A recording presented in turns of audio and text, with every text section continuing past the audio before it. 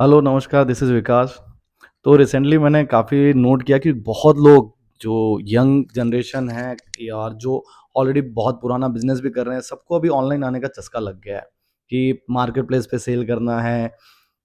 Meesho, Flipkart, Amazon से अपने brand को बनाना है, अपने आप अपनी दुकानदारी चमकानी है।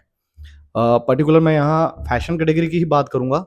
तो फैशन कैटेगरी में यदि आप ऑनलाइन अपना प्रोडक्ट ला रहे हो, तो मोस्ट प्रोबेबली मैंने देखा है कि आरटीओ, कस्टमर रिटर्न, एड चलाना, प्रमोशंस में पार्टिसिपेशन, बराबर। इसके अलावा जो फ्रॉड्स वगैरह होते हैं, जो पार्सल्स मिसिंग हो जाती है, वो सब के खर्चे एक जोड़ेंगे तो एक प्रोडक्ट सेल करने के लिए हमारा लगता है 110, ₹110 मिनिमम खर्चा है एक प्रोडक्ट को सेल करने का। इसके बाद आप अपना मार्जिन, आपके दुकान का भाड़ा या जो भी जगह आप लेके रखे हो उसका एक पर्टिकुलर चार्जेस, आपके स्टाफ के खर्चे, ये सब आपको ऐड करना पड़ेगा। तो नॉर्मल देखा जाए, जो आप एक प्रोडक्ट सेल करते हो उसके पीछे 110 का तो खर्चा आपको मिनिमम लगना ही लगना है। देन फिर आपके अदर कॉस्ट जो आते हैं वो जोड़ो। तो आपको यदि फैशन कैटेगरी ऑनलाइन सेल करनी है तो मिनिमम आपको ₹110 जोड़ के ही चलना पड़ेगा। फिर आप अपना मार्जिन जोड़ो।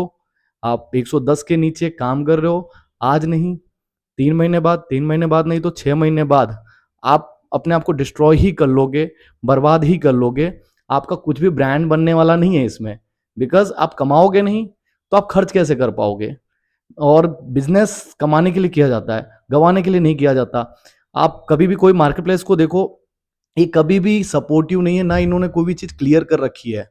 सारे मार्केटप्लेस ने सस्ता, सस्ता, सस्ता, सस्ता, सस्ता। देखो भैया, इंडिया है, इंडिया में सस्ता नहीं, यहाँ इंडिया में अच्छा बिकता है। और ये मार्केट प्लेस सिर्फ और सिर्फ स्टार्टअप इंडिया के नाम पे बर्बाद अप इंडिया कर रही है। लोगों को बनने ही नहीं दे रहे, छोटे व्यापारी आगे बढ़ ही नहीं पा रहे हैं। क्वांटम बिजनेस के पीछे लोग सोच रहे हैं आज नहीं तो कल क्वांटिटी आ जाएगी, कल हम ये कवर कर लेंगे, कल वो हो जाएगा, परसों वो हो जाएगा। जब आप वहां तक पहुंचते हो उससे पहले कोई दूसरा प्लेयर आता है, बड़ा प्लेयर आता है, अच्छे पैसे लगाता है और क्वांटम बिजनेस करके वो आपका धंधा डिस्ट्रॉय करता है।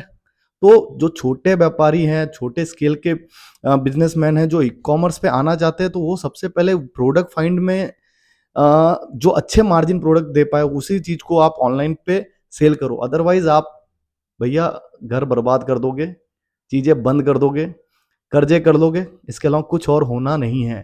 तो आपको ई कॉमर्स पे सेल करना है, वेरी गुड, बट फिक्स है 110 का खर्चा।